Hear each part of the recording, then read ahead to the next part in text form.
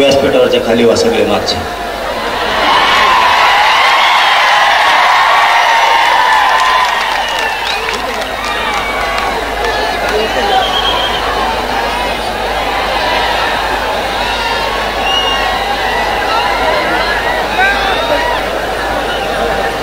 हिंदवी स्वराज्याचे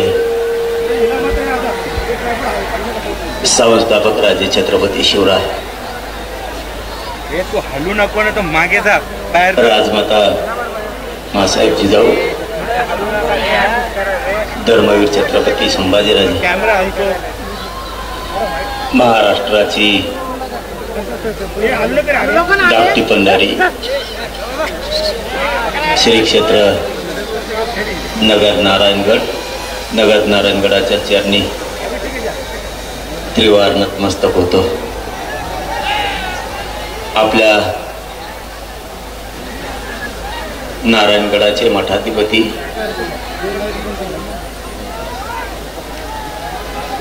प्रेममूर्ती गुरुवर्य शिवाजी बाबाजी यांच्या चरणी नतमस्तक होतो. बंकट स्वामी मठाचे मठाधिपती महंत गुरुवर्य श्री लक्ष्मणजी बाबा मेंगडे यांच्या चरणी नतमस्तक होतो.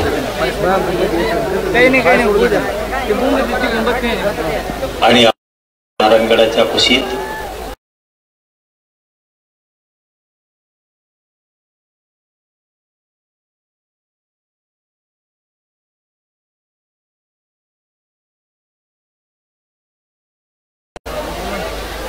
मानाचा ईश्वर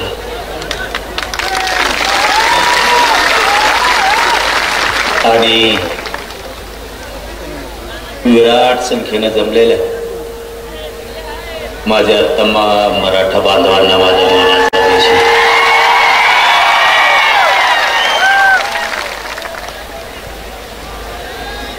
आज खासदारांपासून आमदारांपर्यंत सगळेच बांधव या पवित्र नारायणगडाच्या कुशीत येऊन तुम्ही तुमचं मोठेपण सिद्ध केलं, त्याबद्दल तुमचं सगळ्यात अगोदर धन्यवाद. मला मायबापावर त्रास होतो बोला. आपला गड नगद आहे म्हणून ताकद मिळते.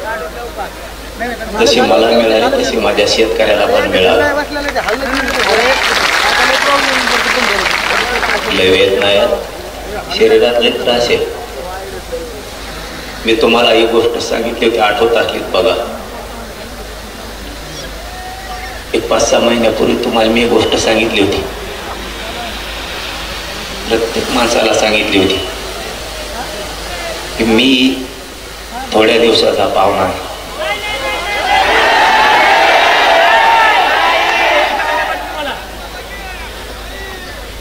आणि आपण मुंबईला जायची हाक दिली, कारण मी एक गोष्ट तुम्हाला सांगितली होती, शेवटी शरीर आहे, काही सांगता येत नाही. माझ्या गरिबाच्या लेकराचं मला आयुष्याचं कल्याण करू द्या. मुंबईला चला.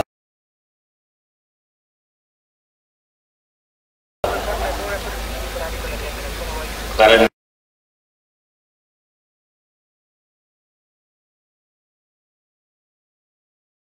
पूर्ण जम केले सर.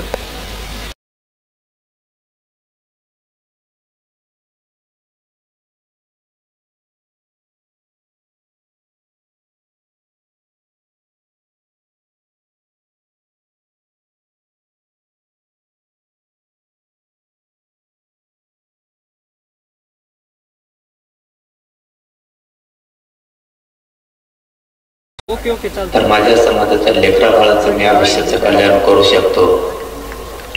आणि तुम्ही मुंबईला साथ दिली आणि 75 वर्षात लढाई जिंकलेली मराठ्यांनी, GR घेऊन मराठ्यांनी लढाई जिंकली.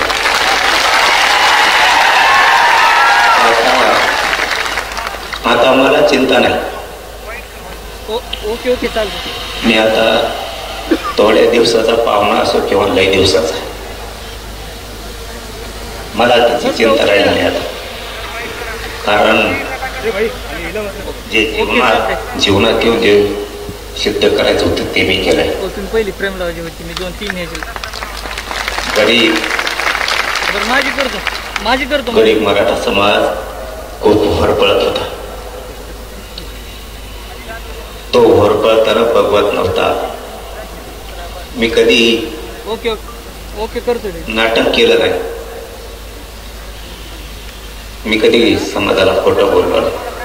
हा ओके चालतंय. ते गोष्ट कधी एखाद्या वेळेस 1-2 पावलं माग पुढं सरकवलं असं. ओके चालतं. एखाद्या अगदी चूक झाली पण असं. ओके चालतंय. पण मला दिसत होतं ओके समाज लई तडफडतोय. लेकीवाडी पोरं बाळ जर मोठे करायचे असले तर शेती बरोबर त्याला आरक्षणाचा आधार देणं गरजेचं. आणि तुम्ही हल्ले ना रात्र दिवस माझ्या समाजाचा हट्ट होता, इच्छा होती त्याच्या लेकरा बाळाला नोकरीपासून शिक्षणापासून लांब राहायला लागू नये. त्यांनी केलेलं कष्ट त्याच्या डोळ्यात एकता. या 6 करोड मराठ्यांचे लेकर सुखी समाधानी राहावेत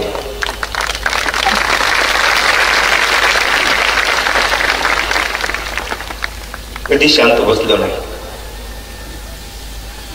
पूर्ण आयुष्य जवळ. आता मला काही वाटत नाही. खूप जणांनी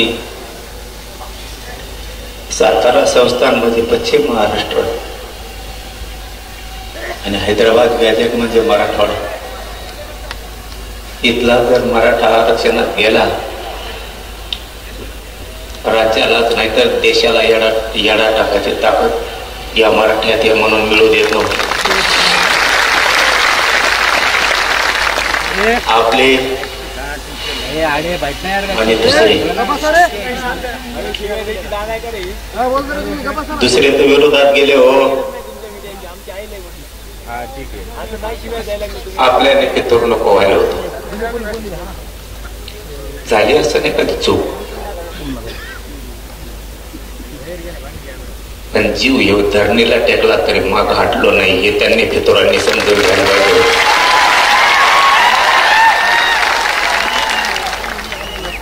लढणारा मी आहे, लढणारा माझा समाज आहे. तुम्हाला ऐकून तुमच्या रक्ताशी गद्दारी करून जर मी मोठा झालो असतो मग तुम्ही फितुरी करायला पाहिजे होती. तुमचं रक्त आमचं असून सुद्धा इतकं भेसळ रक्तासारखं तुम्ही कसं वागला हे मात्र मराठ्याला नाही कळालं. आमच्या सोबत तर नाहीच, पण मिळालंय त्याच्यात सुद्धा समाधान व्यक्त करू देत नाही.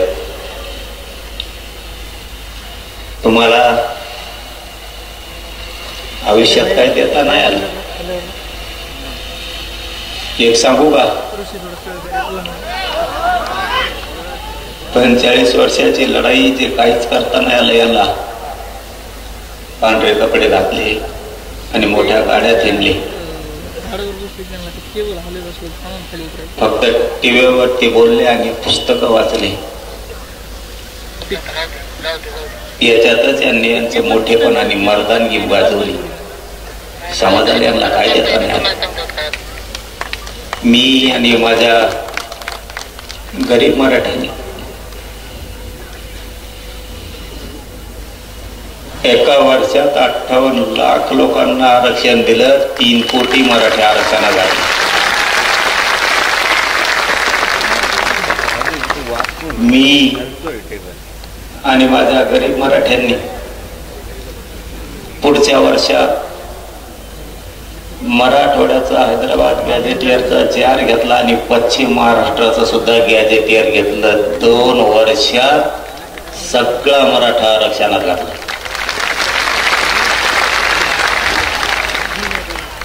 आणि जे खरं सांगतो तुम्हाला, पटून घ्यायचा, पोरं आपल्याला मोठे करायचे. नाव ठेवणाऱ्याला लेकर बाळा नाही मोठे करायचे. आपले लेकर बाळा आपल्याला मोठे करायचे. जे मिळालंय ना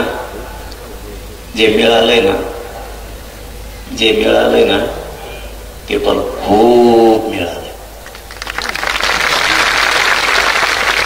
गावाचे गाव निघायला लागले, राहिलेले निघते.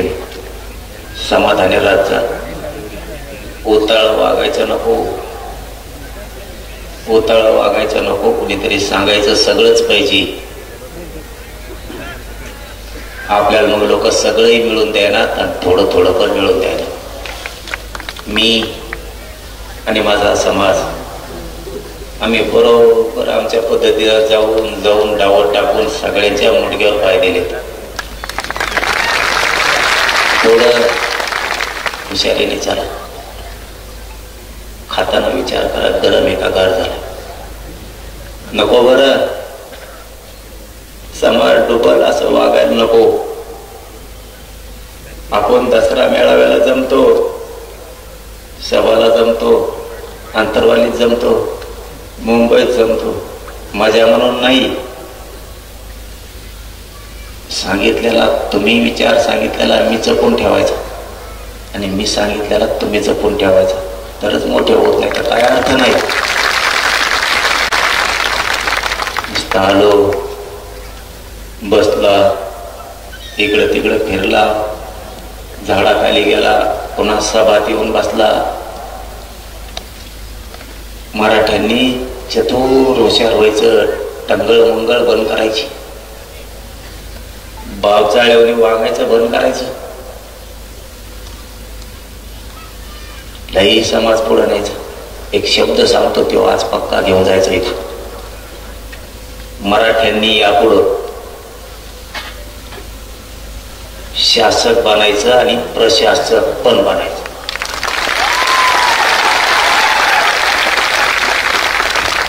मराठ्यांनी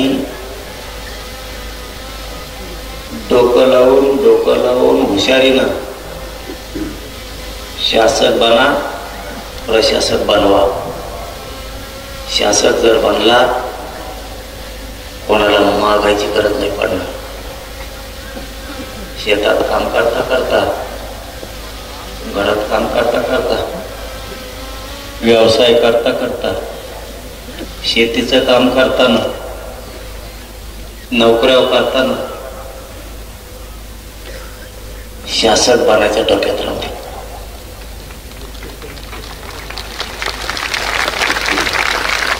तुमच्यावरती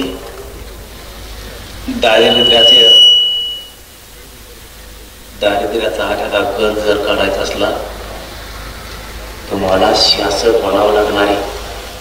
कुणी डोक्यावर हात फिरला, कुणी हातात हात दिला, कुणी चहा पाजेला म्हणून आपण मोठे नाही होणार. या दसऱ्याच्या निमित्तानं सांगतो, जातीला सांभाळायचं असलं, जातीच्या अडचणी दूर करायच्या असल्या तर तुम्हाला शासक बनावं लागेल. आणि प्रशासकही बनवा.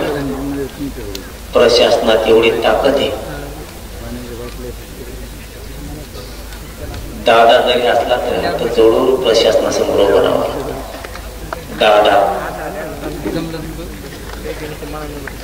दादा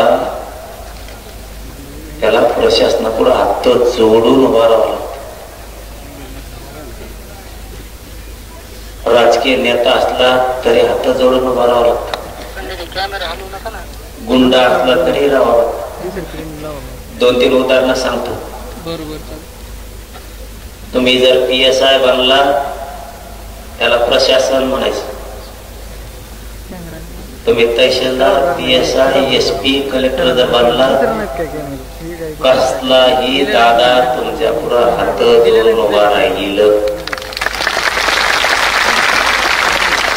कुठलाही नेता तुमच्या पुढं हात जोडून उभा राहील. समजून घ्या. आज दसऱ्याच्या निमित्तानं तुम्हाला काय सांगतोय, लेकरा बाळांसाठी ही आयुष्याची शिदुरी आहे. नुसते कष्ट करा आणि करा, एवढंच करू नका. तुमचं पोरग, तुमची पोरगी PSI झाली, तहसीलदार झाली, कलेक्टर झाली, SP झाली, मोठा वकील झाली, न्यायाधीश झाली, मोठा डॉक्टर झाली, मोठा इंजिनियर झाली, मोठमोठ्या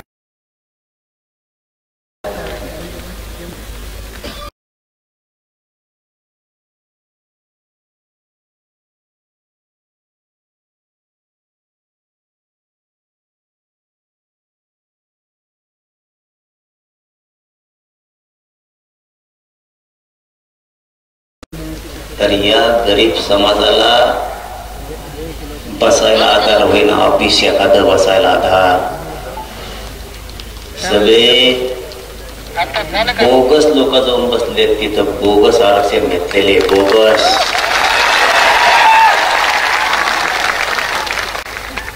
हाय का डोकं ठेक्यात तुमचं?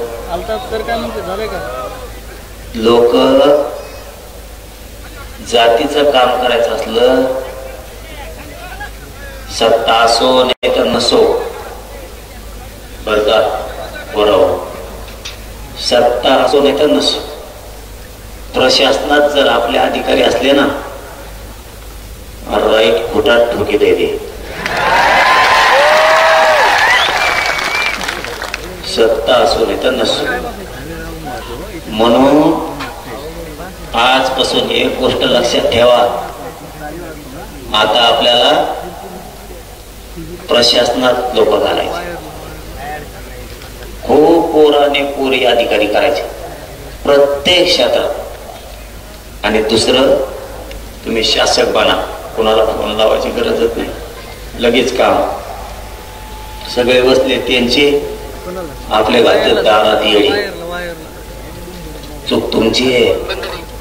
कशी चूक आहे सांगू? सांगतो तुम्हाला चूक आहे तुमची. तुमच्या डोक्यातली दया माया जाय ना, तुमच्या डोक्यात किडे पडले, किडे. तुमच्या डोक्यातली दया माया जाय ना. एखाद्याने जर आपल्या जातीचा अपमान केला, बोलायचं काही व्हायना, पण मरूस तर त्याला झटका दाखी द्यायचा, मरूस तर.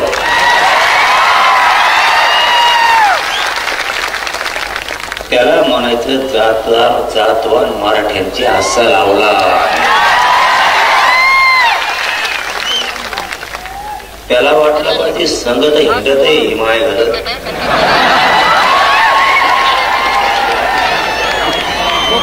पण इतके माया जवळचे लोक फोडून येणे मला पाळलं कसं? तुम्हाला कडवट बनावं लागन. एक उदाहरण म्हणून सांगतो बाबा, मी बंद करतो थोड्या वेळात. आता बोलू का? शेतकऱ्याचा राहिला आणखी नारायणगड देशातला ऐतिहासिक दसरा मेळावा असा आहे की त्याने शेतकऱ्यासाठी लढ्याचे निर्णय घेतले. ते पहिला दसरा मेळावा आहे.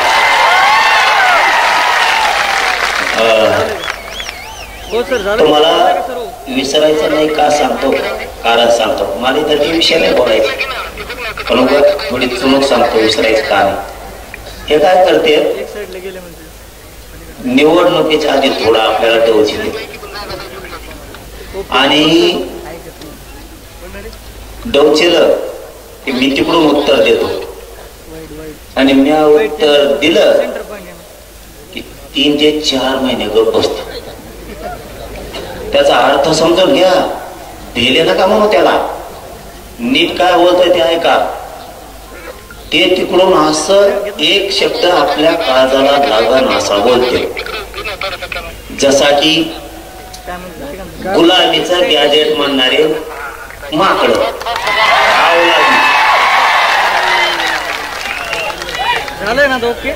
ज्या भिकार अवलादी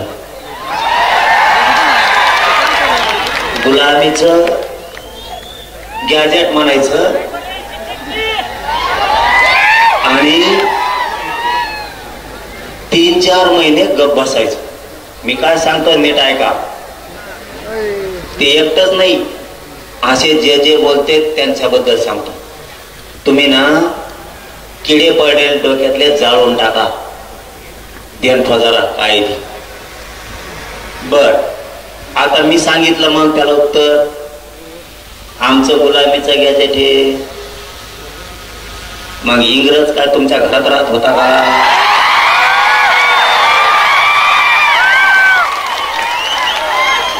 तुमच्या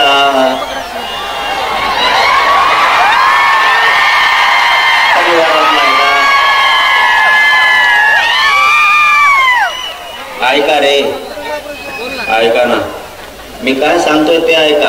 अर्थाचे गैरअर्थ करते, त्यांच्या घरात म्हणजे लगेच ते दुसराच अर्थ काढते. तसा अर्थ नाही मा, तसा अर्थ नाही. अर्थ नीट समजून घ्या. मी गडावरे, अर्थ नीट समजून घ्या. त्यांनी सांगितलं आमचं गुलामीचं गॅजेट हे. त्या नागतोडीला मी बोललो का? नाही बोललो. कोणाला बोट लावायची गरज आहे का? आणि मग मग मी बोट सुरू केल्यावर त्याच्यासाठी लोकांच्या लेकरा बाळाला तुच्छ लेखायचं नाही. तुम्हाला त्याचा अर्थ कळतो का? गुलामीचं गॅजेट आपल्याला लागू केलं म्हणजे गॅजेट गुलामीचं होतं, म्हणजे आपले लेकर सुद्धा गुलाम समजता. खरे हराम करो तुम्ही आमचे जे जे त्या पक्षात काम करतात तिच्या सगळं काम करतात. त्या मराठ्याच्या पायदाशी कोण कोण आहेत? हे मराठ्याच्या पायदाशी हो. तुमची खास पायदाशी आहे ना तुमची, तर तुमच्या पोराला तुमच्या जातीला गुलामीची अवलाद म्हणलंय. करतो का प्रचार? झकमाऱ्या. अरे 10-5 लाखाच्या कामासाठी कवरसाठी तुरे स्वाभिमान जागा ठेवरे. तो जातीला घाण बोललं गेलं, घाण. तुझ्या जे जे तिथं त्या पक्षात तिच्या सोबत काम करतात त्यांच्यासाठी सांगतोय. खास तुमच्या अवलाद जर मराठीची असली ना आता, तर तुमच्या मराठ्याच्या लेकराला गुलाम म्हणलंय, गुलाम. मग आपली जर गुलामीची पैदाशी असं जर त्यांचं म्हणणं आहे, तर मराठ्यांनी तिथं कशाला झक मारायला काम करता? तुमचा स्वाभिमान जागा व्हाव द्या ना. अरे गेलं राजकीय करिअर खड्ड्यात, गेलं 10-5 रुपयाचं काम काढी लावीत. असं जातवान मिशा पिढीणाऱ्याची अवलाद आहे. कशाला कोणाच्या पायाखाली काम करता? पायाचा ठेवून. आता त्यांनी काय सांगितलं? गुलामीचं गॅजेट कशाला लागू करता? मोगाचा प्रश्न अर्धवट राहिला, तुम्ही तिसरं जोडीता म्हणून सांगतो. मग आता आमचं गुलामीचं गॅजेट हे निजामचं. बर ठीक. मग इंग्रज काय तुमच्या परिवारात राहत होता का घरात राहत होता? त्याचं कारण काय? तुमचा परिवारातला आहे का त्यो? निजाम आमच्या परिवारातला नाही म्हणून गुलामीच. मग आता इंग्रज ह्यो तुमच्या परिवारातला आहे का म्हणून 1931ची जनगणना घेतली, तुम्ही त्याच्या जीवावर आरक्षण घेतलं. तुम्हाला त्यानेच आरक्षण दिलं इंग्रजाच्या जनगणनेनं. इंग्रजाच्या जनगणनेनं आरक्षण दिले तुम्हाला. मग तुम्ही कोण असं आम्ही म्हणायचं का? म्हणलो नाही, म्हणलो नाही. आपण तुमच्यासारखे बिघडलेल्या रक्ताचे नाही.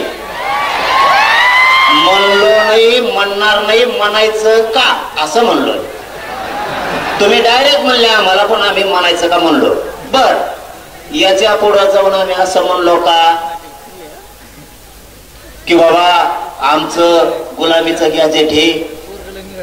मग तिकडं राजस्थानला अकबर बादशाहकडून पळून आला, तर इकडं तुम्ही निजामाची चाकरी करायला लागला. आम्ही असं म्हणायचं का म्हणलो नाही का? म्हणलो नाही. ए भेद भेद नसतो. शिकायचं नाही. गप बसलेलं म्हणून गप्पेत. तुम्ही फक्त फेसबुक व्हॉट्सअपला लिहू शकता. ज्या दिवशी सुरू होईल ना त्या दिवशी तुम्हाला विकल. काही बोलता माझ्याकडे नीट करायची ताकद आमच्या मराठ्यात आहे. काही बोलता. आम्ही म्हणलो का तुम्ही राजस्थानला होती तिकडं बादशाह अकबर होता आणि त्यांनी लय ठोकलं दांडकीने तुम्हाला मग पळून इकडं महाराष्ट्रात आला.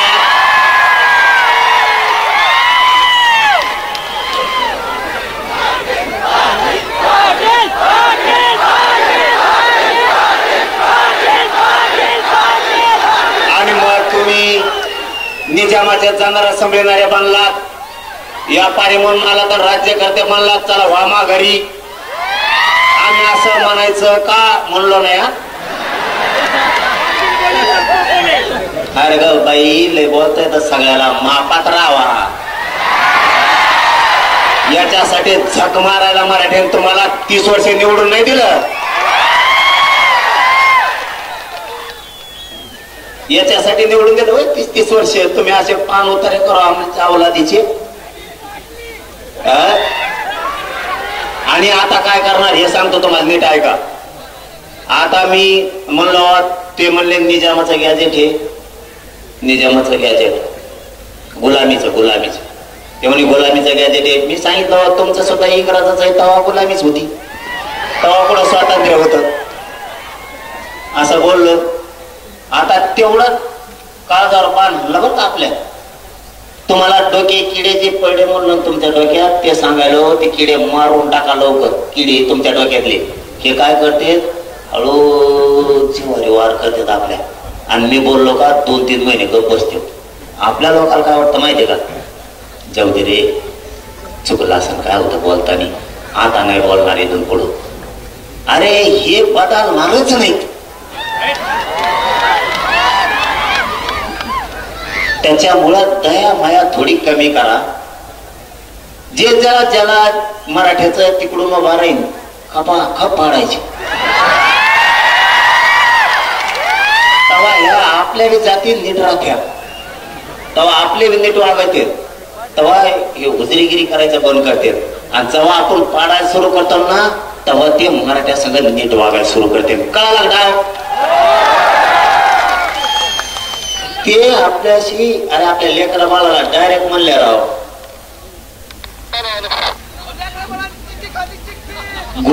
गुलामी.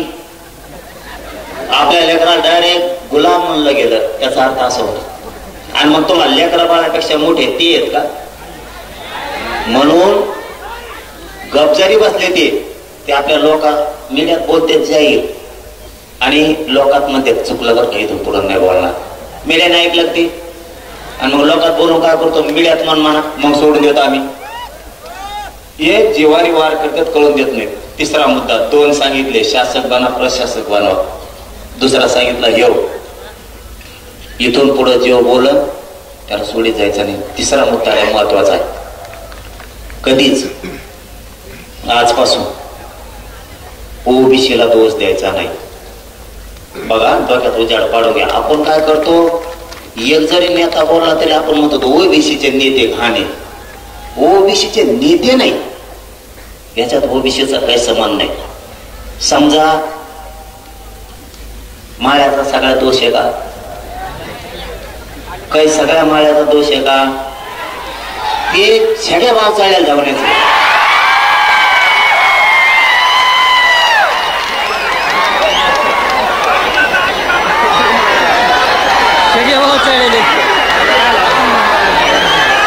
त्याला काय करायचं आता त्याला म्हशीवणी थोडे दिवस पाण्यात बांधायचं. त्याला मी बांधितो थांबा तो नीट होणार रे मी नीट व्हायणार रे.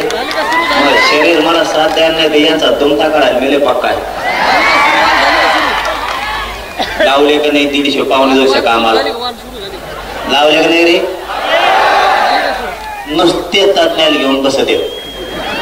याला काय झालं त्याला काय झालं, ते कसं काय बसलं हे कसं काय बसलं, कुळातच कम घेतले बिगर कुळाचे कम घेतले, सगळं गॅजेटच कम लावलं. मग मराठीत आत गेले. आत नाही का का बाहेर तरी कवर तो होय ना बाहेर तो.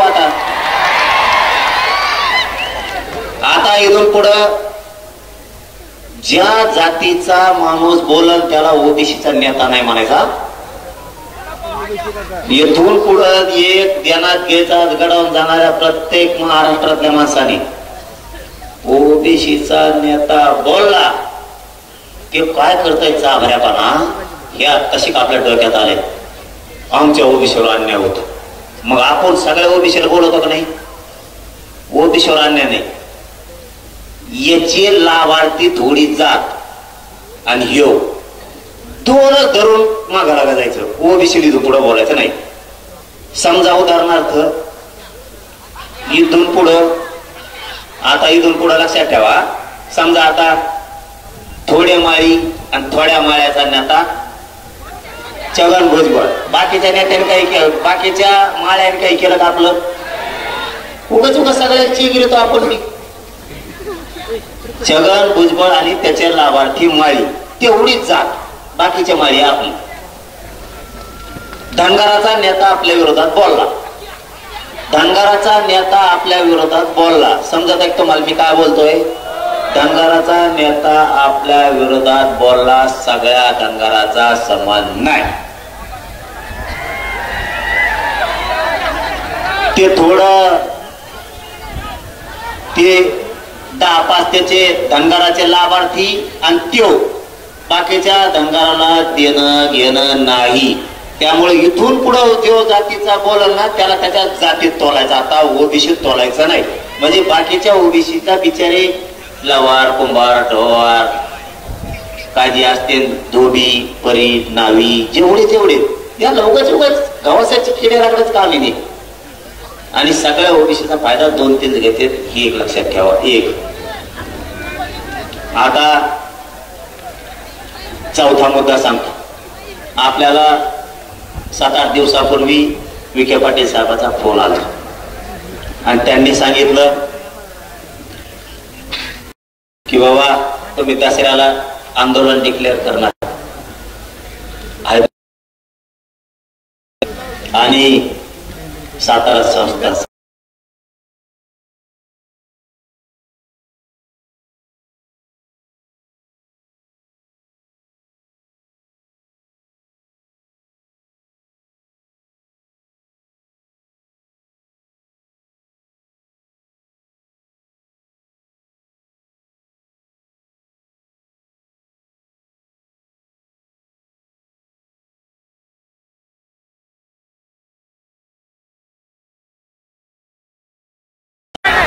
करायचं सुरू.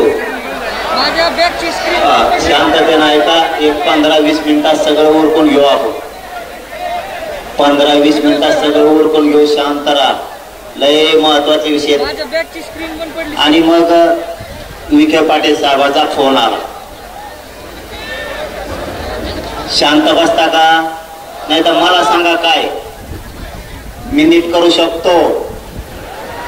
आणि दुसऱ्याचा जर असला तर घरात जाऊन नीट करू शकतो. माया नादी लागायचं नाही. तुम्ही 12चे आम्ही 14चे. त्याच्या भानगडीत पडायचं नाही. शांत राहून द्यायचं. मराठ्याचा असल टाकली फिकली असली चढून दे थोडंफार. पण दुसऱ्याचं जर कोणी असं वळवळ करत असं ना घरात घुसवून हाणायची ताकद आमच्या घरात घुसवून. लय सहन केला भाऊ, लय लोकांनी त्रास सहन केला. 75 वर्ष माया मराठ्याच्या. तुला काय सांगावं? कसल्याने यायचं आमच्या आईला घोडा लावून जायचं. बासरे त्याच्यासाठी जेवण नाही. तुमच्या हातात जे आहे ना तितकं धारदार आमच्या सुद्धा हातात आहे. तुमची जशी भाषा तसं आमची वागायची तयारी आहे. तुम्ही आमच्या लेकेबाळीला जगू देणार, तुम्ही आमच्या पोराला जगून देणार, तुम्ही आम्हाला आरक्षण घेऊ देणार, नोकऱ्या खाऊन देणार. माझला का दादागिऱ्या करून दादागिऱ्या तुम्हाला वाटतं तुम्हाला दादागिरी आमच्या दादागिरी नाही. आमच्या तुमच्या ताकद आमच्या टंगडीला फिरून दगडा वापरायची तयारी. ते बाकीचे नाटक फक्त शिकायचे नाही. मला वाटतं नको समाज मोठा आहे, मागा लागला आखडणार नाही म्हणून मी आपला गप गप गप गप घेतोय. हे गोळगोळ इतड भर मुठभर नाही तर आणि गोळगोळ गोळगोळ गोळगोळ नाही ना आम्ही जाऊ द्या म्हणतो. आपला एखादा डोका जरी फुटला तरी आपण म्हणतो जाऊ द्या. त्याला वाटलं भेट येत नाही. भाऊ फुटाण्याला सुद्धा सापडायचं नसतो. फुटाण्याला मला उगाच जे नाही बोलायचं ते बोलायला लावू नका. विषय चालला. विखे पाटील साहेबाचा फोन आला. त्यांनी सांगितलं पाटील दसरा तुम्ही म्हणला दसऱ्याला ये. मला संडासच लागल्यावर झालंय. मुंबईत गेल्यापासून असा धाक पडलाय. अर्ध मंत्रालय मुंबईच्या बाहेर गेलत. मी बळद बळद बळद धाडस लावून कॅबिनेटदारच्या हातात हे आणि त्यो जिया कॅबिनेटना काढलेला. कुठला जिआर काढताना कॅबिनेटना काढावं लागतं. आणि एखाद्या जर उपसमितीने काढला, उपसमितीला अधिकार आहे का नाही काढायचा हेही बघावं लागतं. जर उपसमितीला एखादा जिआर काढायचा अधिकार आहे तर ते कॅबिनेट असावायला लागते. उपसमिती सगळे कॅबिनेट आहेत. त्यामुळं विखे पाटील साहेबांनी सांगितलं पाटील गावागावातल्या समित्या नियमांच्या राहिल्या. थोडं शिबिर पण घ्यायचे राहिले. त्यांना सविस्तर सांगायचं काही अधिकाऱ्याच्या लक्षात येत काहीच येत नाही. ठीक आहे खरं सांगा फक्त म्हणलं मी माया मराठ्याला नारायणगडावर बोलत. ते म्हणले फक्त अतिवृष्टी जिआर प्रमाणे मराठ्यांना आरक्षण दिलं जाईल. ठीक आहे म्हणलं मग म्हणू का मीडियात. ते म्हणले मान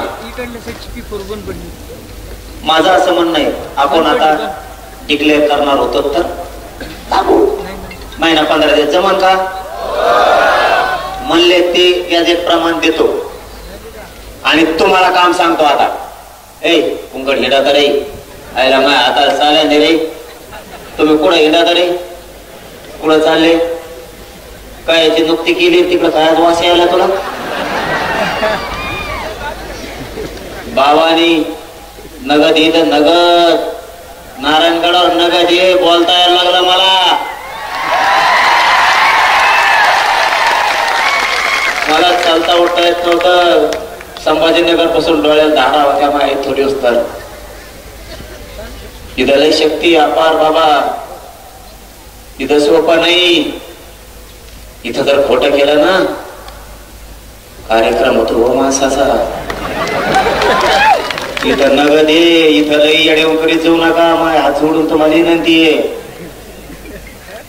गड मानला असं आपण म्हणायचं हा बाबा तसंच. नगद आहे नगद. आणि आपली प्रतिष्ठान आपली इज्जत आपणच वाढायची रे भाऊ. आपल्या गडाची इज्जत आपणच वाढायची. रुसायचं नाही फुगायचं नाही. रुसलं तरी बाबाकडे यायचं सांगायचं मी तुमच्यावर रुसलो. मग तुमचं पटलंच नाही.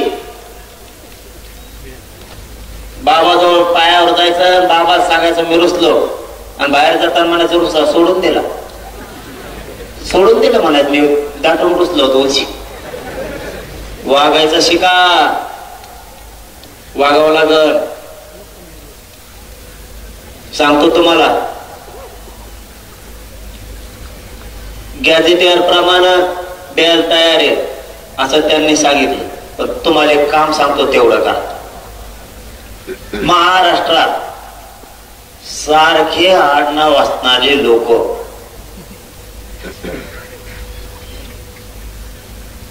महाराष्ट्रात सारखं आडनाव असणारे लोक म्हणजे महाराष्ट्रात तुमच्या आडनावासारखं कोणाकडेही कुणबी प्रमाणपत्र जर निघालं असलं तर त्याचं शपथपत्र घेऊन मराठवाड्यातल्या लोकांनी अर्ज दाखल करा. नुसतं बोंबलू नका. आरक्षण नाही काम करा. पुन्हा एकदा सांगतो नीट ध्यान द्या. ए मागचे काय बोलबोल करता रे, हलू नका. काय उपयोग मुंबईत जाऊन? काय बाय मुंबईला तुमचं आता काय सांगावं तुम्हाला.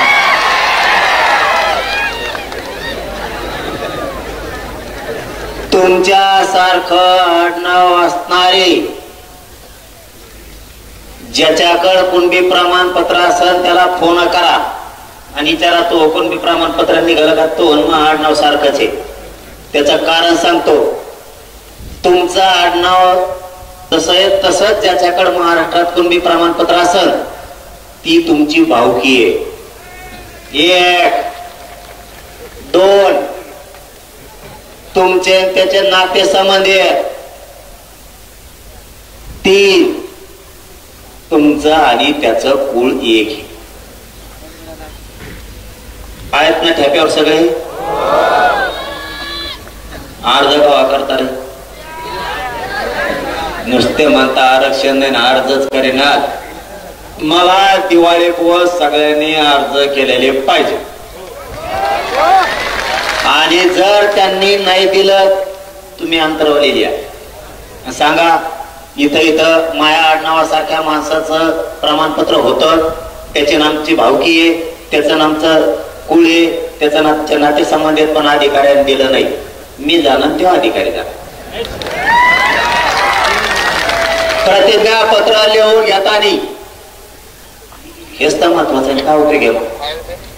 प्रतिज्ञा पत्र लिहून घेताना ज्या माणसाकडं कुणबी प्रमाणपत्र आहे तुमच्या आडनावासारखं त्याचं कोण प्रतिज्ञापत्र लिहून घ्या की हा म्हणजे कुणबी प्रमाणपत्र त्याच्याकडे तिने लिहून द्यायचं. हा माझा भावकीतला आहे, हा माझ्या कुळातला आहे, हा माझ्या नाते संबंधातील आहे. याला शिक्षणासाठी, नोकरीसाठी, शासकीय योजनेसाठी माझ्या कुणबी प्रमाणपत्राच्या आधारे याला कुणबी प्रमाणपत्र देण्यात यावं. कारण तो तुमच्या भावकीतला झाला, कुळातला झाला, नात्यातला झाला. चांगलं आणखीन दुसरा कोणाकोण विचारून सुद्धा प्रतिज्ञापत्र चांगलं करून घ्यायचं आणि अर्ज सादर करायचे. स्थानिक चौकशी अहवाल प्रत्येक सेतू केंद्रावर. गरीब लोक समजून घ्या, गरीबाला काय करावं कळाना. स्थानिक चौकशी अहवाल म्हणून एक अर्ज आहे सेतू केंद्रावर, तो काढून आणायचा. त्याच्यावर जे कागदपत्र आहेत ते सगळे कागदपत्र जमा करायचे. ते कागद घेऊन तहसीलदारकडे जायचं आणि तहसीलदारला सांगायचं महा कुणबी जात प्रमाणपत्र निघण्याचा अर्ज भरून घे. तो म्हणून कागदपत्र आधी अर्ज देतो आणि कागदपत्र घेऊन ये. त्या म्हणायचं अर्ज देतो नाही, कागदपत्र घेऊन आलोय, अर्ज भरून घे आणि प्रमाणपत्र दी. कळाला आता मोकळं. आता ह्यो मुद्दा क्लिअर झाला. आता राहिला मुद्दा शेतकऱ्याचा. माझं सरकारला जाहीरपणानं सांगतो. 1 मराठवाड्यात आणि मराठवाड्याच्या लगतच्या जिल्ह्यात ओला दुष्काळ जाहीर करा. त्याशिवाय माघार नाही. हे काम करायचंय दिवाळीच्या आत. सरकारनं हे काम दिवाळीच्या आत करायचंय. दुष्काळ, ओला दुष्काळ जाहीर करायचा. 1 70,000 रुपये शेतकऱ्यांना हेक्टरी भरपाई द्यायची कॅश. पिकं जळाले ना पाण्याने 70,000 रुपये हेक्टरी कॅश द्यायची. मुद्दे झाले 2 म्हणून जरा बोलतो ते करतो. त्यामुळे तुम्ही मुद्दे ध्यानात ठेवा. आता तुम्ही समजायचं आता मात्र शेतकऱ्यांची खरी फाईट सुरू झाली. आता समजायचं तुमच्या पदरात पडलं. आरक्षण पडलं नाही आणि मी म्हणलेलं हे पडलंच म्हणून समजायचं. फक्त आता तुम्ही नीट डोकं लावून ऐकायचं आणि वेळ द्यायचा. वेळ देणार का? पहिला मुद्दा सांगितला दुष्काळ ओला जाहीर करायचा दिवाळीच्या आत. दिवाळीच्या आत 70,000 रुपये हेक्टरी द्यायचे. कोणाला? शेतकऱ्याला पण सरसकट. सरसकट कोणाला? ज्यांचे शेत वाहून गेले नाही त्यांना.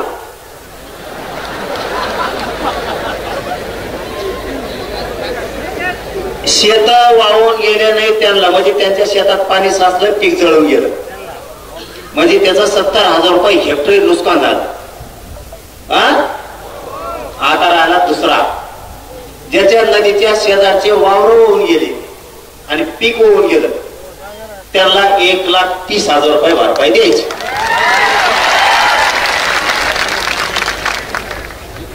आपलं असंच असतं. तज्ञ नाही ना, अभ्यासक नाही, कोण नाही. त्या अभ्यासक भांगार सगळ्या दुरायचे कुंकड काही सांगायचं तर आपल्या हिशोबाने बरं गरीबाला मिळत. तज्ञ नको ना, अभ्यासक नको, तिकडं पुस्तक नाडीत वाचित बस म्हणा वड्यात. ज्याचं शेत वाहून गेलं आणि पीक पण त्याच्या बरोबर गेलं त्याला 1,30,000 रुपये द्यायचे. हे झाले 2 काम. आणि तिसरं काम, ज्याचे जनावर वाहून गेले, ज्याचा कांदा वाहून गेला, ज्याची सोयाबीन वाहून गेली, ज्याची बाजरीचे खळे होणार होते वाहून गेले, त्याचे सोनं वाहून गेलं, त्याचं धान्य वाहून गेलं, यांना शेतकरी सांगल तसा पंचनामा करून 100% भरपाई द्यायची. म्हणजे घर पडलं, शेळ्या वाहून गेल्या, जनावर वाहून गेले, म्हशी वाहून गेल्या, काहींचे कांदे वाहून गेले, काहींचे बाजऱ्या काढल्या होत्या ते वाहून गेल्या, काहींचे सोयाबीन काढून ठेवलं होतं ते वाहून गेलं, काहींचं सोनं गेलं, घरातल्या भांडे वासनं गेले, मोटरी गेल्या, पाईप गेले, कोठा वाहून गेला, काहींचे भितळं घर वाहून गेले, काहींच्या नळ्या वाहून गेल्या, काहींची सौर ऊर्जा वाहून गेली. जेवढं वाहून गेलं तितके पैसे एवढे द्यायचे. हे झाले 3. हे झाले 3. आता चौथं, शेतकऱ्याचे 15 रुपये कापायचे ठरले ऊसाचे. अजिबात 1 रुपया सुद्धा कापायचा नाही.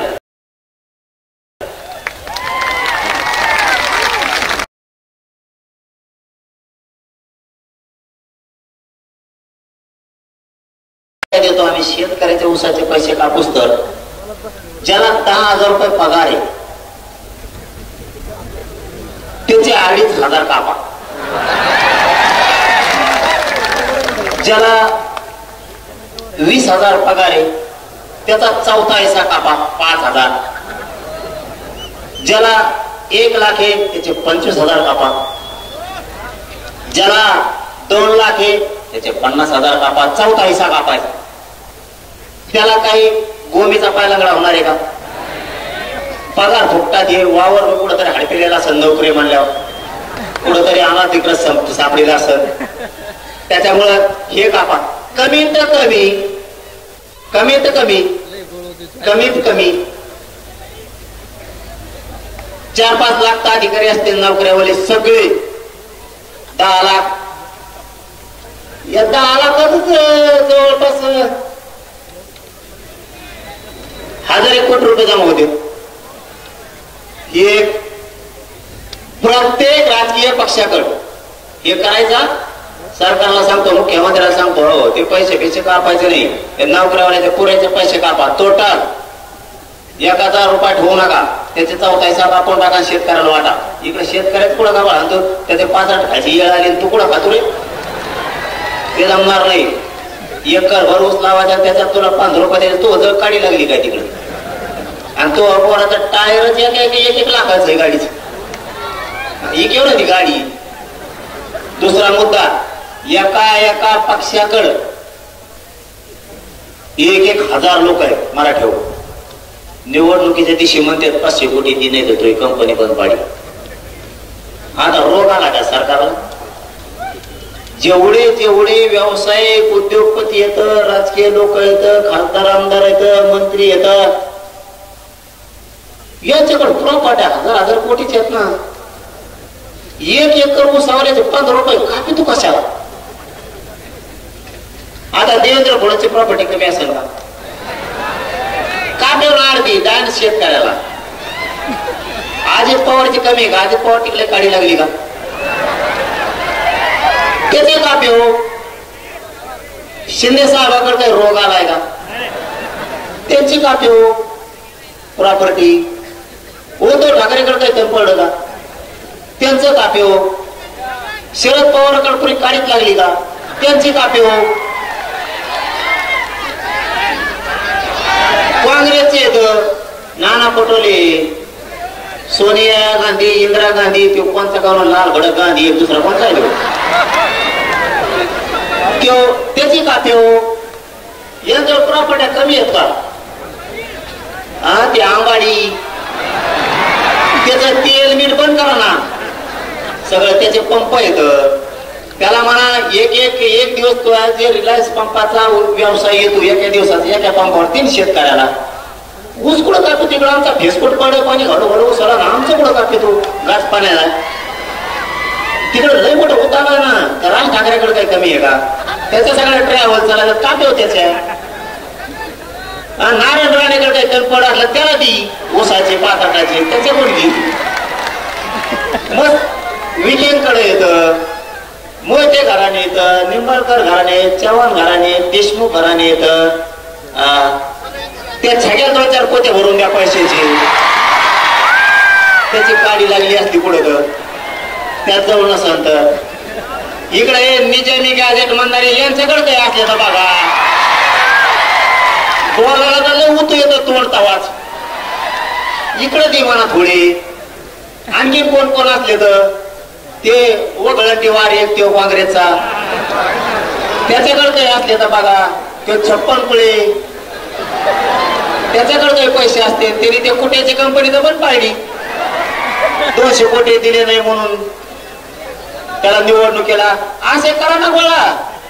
अंबानी कोण करा, टाटा कोण करा, तो आणखी कोण कोण ते नाही का टपोरा कोण आहे ते शिंदे साहेबाचे आमदार पळून घेऊन गेले ते टपोर.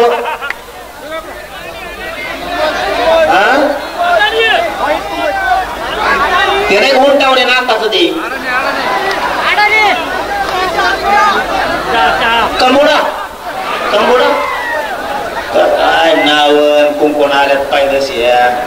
त्याच्याकडे मार माझा पैसा आहे. काढा नाही कंबोडा का काय कोण काढून शिंदे साहेबाची सीट घेऊन पळून गेला कंबोडा.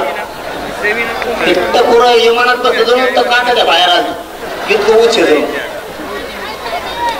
हे आमच्या शेतकऱ्याला लुटूस तर ह्या किती कंपन्या येतात. टाटा आहे ते लय येतात. आता बजाजवाले येतं, आणखी मारण्याचे आलेत ना, त्यांचे कोण घ्या ना. हे जमतं का? निवडणुकीच्या टायमाला पैसे घ्यायला उद्योगपती खूप हिऱ्याचे माणिक मोत्याचे व्यापारी येतं, आमचे जैन मारडी येतं. मस्त होता आला ते हमेशा कवा शिराज वाटत लोकांना एवढं पैसे वाटा म्हणा. आओ पटेल पटेल गेलाच उधार घ्या तिथं झाक मारायला. पाटील पाटला दिलं 5-5 जणांना उधार घेऊन बोकांडी टाकलं त्या मारड्याने आमच्या याचा सगळं 3 रुपये शेकडा. आपला म्हणतो तू 5 होता रे, 3 दिला 3 दिले. तो थोबाड हाणलं पाहिजे. 3 दिले. तुम्ही कवा डोकं सुधारणार आहे तुमचं कवाने? आता तो मुसलमानात हिरो कोणता आहे टीव्ही घेतो ते नंबर 1 ला पैशाला तर जगात.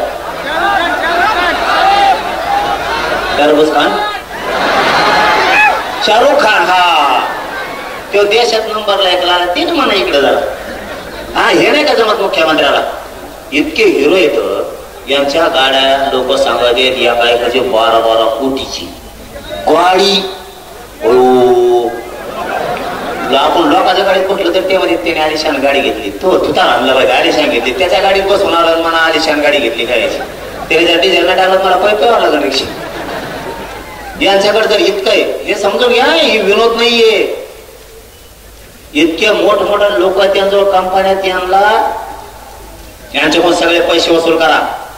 1000 लोक सगळ्या पक्षाकडे 1000 लोक 1 कोटी घेतले तर 1000 कोटी रुपये जमा होते एका दिवसात. मुख्यमंत्र्याला जमत नाही करायला, शेतकऱ्याला द्यायला. हे झाला मुद्दा क्लिअर.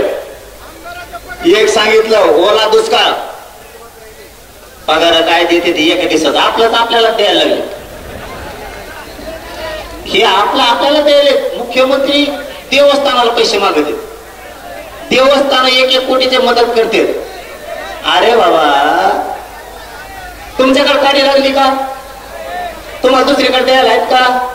उद्योगपत्याचे कर्ज माफ करायला ते मल्ल्या का खाल्ल्या कोण पळून गेला पैसे घेऊन ते जमतं का? मग असे गोष्टी करताना विचार करा. आपला पहिला मुद्दा घ्या, मुद्द्यावर येऊ. हे बस रे, मुद्द्यावर येऊ. तो बिलाडी का देऊ जर थोडस तंबोटा खाली तोंडात इतक्या लोकात तंबू खाली होतो का? चावरा जाऊ नाही रे. दिसून तरी तीच नाही, कपारा कापारा ठेवायची पाटणला ठेवली. याने मुंबईत असंच घायल केलं मला. कोण खबर मला बाबा पहिले मुंबईत झालो. ते रोडला बॅरिकेड लावायचे पळतो अवघड पोट्टे ते पुढं जेडे ठोकेले कुठं नाही कुंकडे नारळ काढले.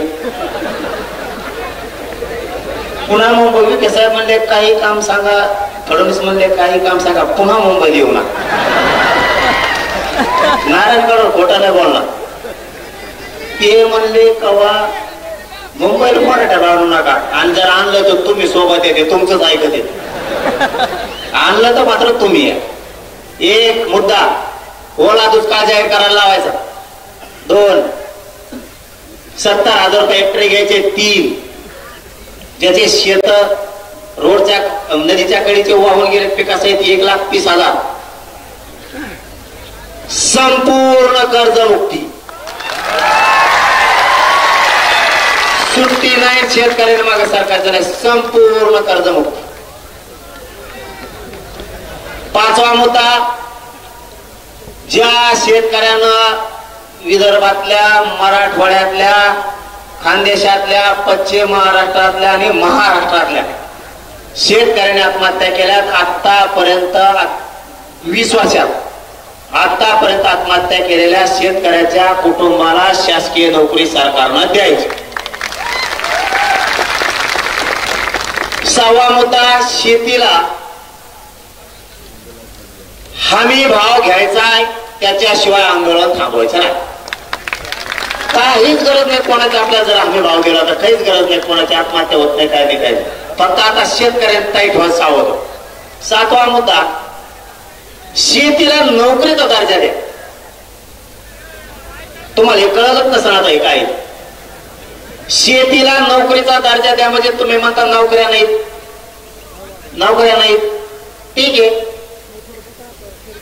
जो शेती करेन 10 एकरच्या आतला त्याला 10,000 रुपये महिना सुरू करा. नोकऱ्या नाही तर पोरं का शेतात तरी काम करते 10,000 रुपये. शेतीला नोकरीचा दर्जा द्या. कोणाकोणाला नोकरी लागेल 10,000 वर हात करा.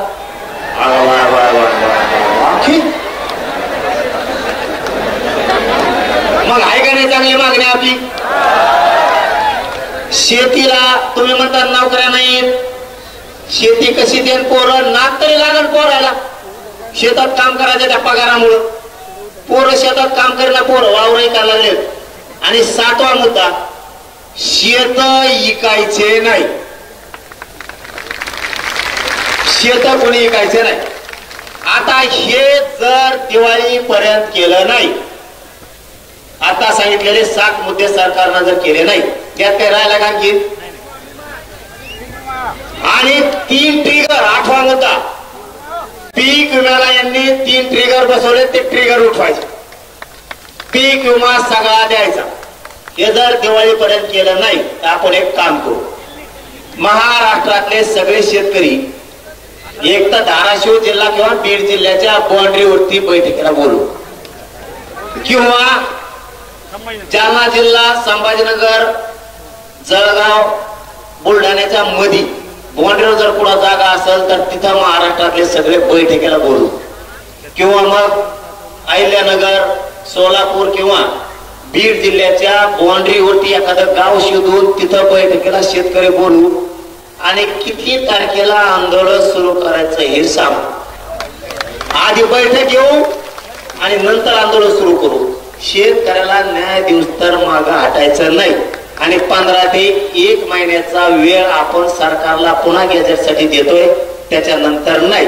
आणि मुद्दा शेवटचा, जर सरकारनं गॅजेट हैदराबादचं, सातारा संस्थांचं लागू केलं नाही, आणि विशेष सांगायचं राहिलं छत्रपती खासदार छत्रपती शाहूजीराजे महाराज साहेबांना की मी परवा सरकारला बोललोय, सातारा संस्थान, औंध संस्थान आणि पुणे संस्थानचं जे गॅजेटियर घेतलंय त्याबरोबर खासदार साहेब महाराज शाहूराजे महाराज साहेब तुमच्यासाठी सांगतो की कोल्हापूरचं सुद्धा गॅजेटियर घ्यायचं सरकारनं कबूल केलंय. जर सरकारनं मराठवाड्यातल्या सगळ्या मराठ्यांना दिवाळीपर्यंत आरक्षणात नाही घातलं आणि आजपासून दिवाळीपर्यंत म्हणजे एक महिनाभर किमान जर शेतकऱ्यांचे प्रश्न मार्गी नाही लावले तर जिल्हा परिषदला सरकारचं एकही सीट शेतकऱ्यांनी निवडून येऊ द्यायचं नाही. याला जोडून दुसरा मुद्दा, शेतकऱ्यांच्या मागण्या दिवाळीपर्यंत मान्य केल्या नाही तर सरकारनं जिल्हा परिषद नगर परिषद निवडणुका घ्यायच्या नाही, नसता बॅलेट आमच्या गावात आम्ही लावून देणार नाही. महाराष्ट्रातल्या सगळ्या शेतकऱ्यांची कर्जमुक्ती केल्याशिवाय, ओला दुष्काळ जाहीर केल्याशिवाय, त्याला मागल 100% त्याचं नुकसान भरपाई दिल्याशिवाय, पीक विमा दिल्याशिवाय आम्ही निवडणुकीची तारीख घोषित करून देणार नाही. तर तुम्ही जर केली तर मंत्र्यांना महाराष्ट्रात सभा घेऊ द्यायची नाही. ठरलं का? आणि गॅजेटचं सुद्धा सुविधा लागल, काळजी करू नका. गॅजेटचं सुविधा लागल, 100% गॅजेटचं सोयीला लागणार नसता महाराष्ट्रात नेत्याला फिरून देणार नाही आपण. त्याची काळजी करू नका. फक्त सगळ्यांनी अर्ज करा आणि दिल्लीला पण जायचंय, काळजी करू नका. दिल्लीला येणार का तुम्ही सगळे? मग सांगतो तारीख दमान तुम्हाला, थांबा थोडं. आणि या 2 गॅजेटच्या अंमलबजावणी होत्या सातारा संस्थान पश्चिम महाराष्ट्राच्या. आणि सगळ्यांना विजयादशमीच्या खूप खूप शुभेच्छा देतो. तुम्हाला दमानी गावाकडे जा, मला दवाखान्यात जायचंय, त्याच्यामुळं सगळ्यांनी दमाने जा रे बाबा. एक जीवाने राहा, एक विचार फुटून देऊ नका, एकमेकाला साथ द्या. जातीला कुठं अडचण आली जातीच्या मदतीला उभा जा, सुखादुखात जा. शेतकऱ्याच्या मदतीला धान्य कपडा घेऊन जा, तेल मीठ घेऊन जा, त्यांना पीठ मीठ घेऊन जा. त्यांच्याकडे तळायला लाईट नाहीये ती घेऊन जा. तुम्हाला कपडे देता आले कपडे द्या, हातराय पांघरायचं द्या, एखादा गोणी बाजरी ज्वारी देता आली तर द्या. तुम्हाला जे जे सहकार्य करता येईल, बिस्किट पुडा देता आला तर शेतकऱ्याला द्या. जात बघू नका, ह्या जातीचा आहे त्याला मी देत नाही असं म्हणू नका. ज्यांच्यावर पावसाचं संकट आलंय त्याला सगळ्यांना तुम्ही धान्य द्या, त्याच्यात जात बघू नका. आपल्याला विरोध केला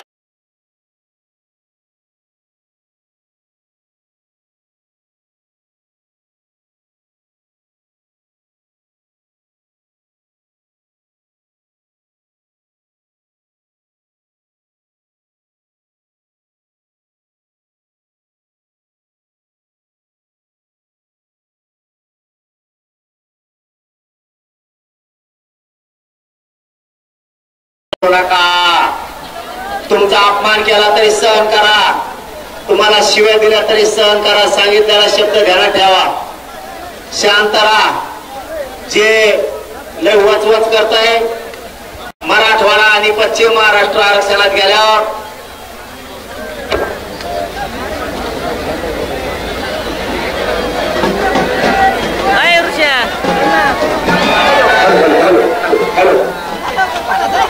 कोणी जर आपल्याला त्रास दिला, त्रास सहन करा. माझा ऐका, गरज आहे आपल्याला मराठवाडा आणि पश्चिम महाराष्ट्र आरक्षणात जो तर एखाद्या दिला त्रास दिला तरी सहन करा.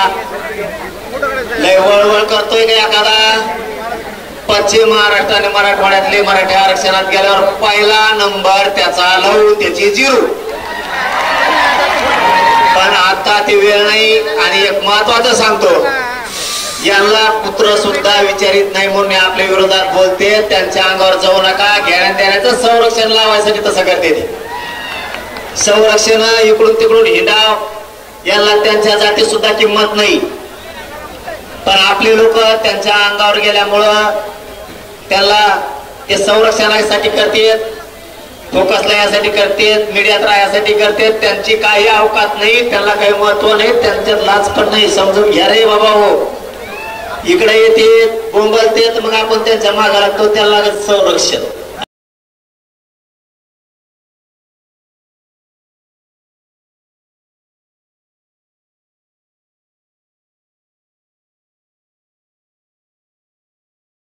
आणि त्याला कुत्र यायचे येत नाही. तेव्हा 3-4 जण लय मजा येईल त्यांची, पण मराठी एकदा आरक्षणात जाऊ द्या आणि मग बोलून टाक म्हणा. त्याला रोडने सुद्धा नाही पाळता येणार. असं करू आपण, पण दम धरा, थोडे दिवस दम धरा. कोणाला काय बोलू नका, उत्तर देऊ नका, मीडियात देऊ नका, प्रत्यक्ष देऊ नका, कोणाला त्रास पण देऊ नका. ते मुद्दाम करतायत मीडियात राहण्यासाठी आणि संरक्षण लागायसाठी. आणि तुम्ही फक्त शांततेत घ्या आणि कोणावरही विश्वास ठेवू नका. आपण गरिबांनीच आपल्या गरिबावर विश्वास ठेवायचा आणि गरिबांनीच लढाई जिंकायची. तुम्हाला लई मोठा करायचंय मला, की मी तुम्हाला लई मोठा करणार आहे. तुम्हाला आणखी गरीब मराठ्याला सत्तेत घालायचंय मला, सत्तेत. ज्या दिवशी तुमच्या हातात काय आभार येईल तेव्हा तुम्ही चांगल्या चांगल्या नेत्याचा 30-40 वर्षाचा बदला घेतात. तुम्ही म्हणता तवाला येडे करत होता, आता सत्ता मायात हे तो खोटाच उपयोग झाला. त्यामुळे एकीचारी राहा, फुटून देऊ नका. हाक मारली की येत जा. मला आता दवाखान्यात जायचंय. धन्यवाद, तुम्हाला खूप खूप शुभेच्छा. जय शिवराय. धन्यवाद. यानंतर राष्ट्रगीत.